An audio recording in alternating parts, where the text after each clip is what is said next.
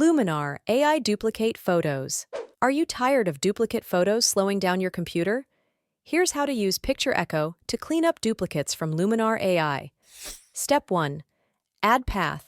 Open PictureEcho and click Add Path. Select the folder where your edited photos are saved.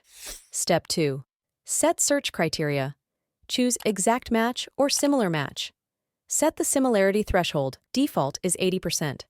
Include or exclude file types under Included Extensions. Step 3. Begin the scan.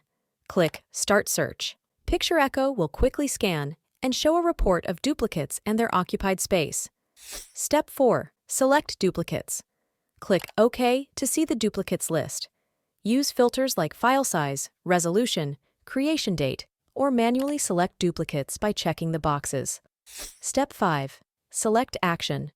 Click Select Action to move duplicates to a folder or permanently delete them. With PictureEcho, you can easily remove duplicates and free up space. Like and subscribe for more tips.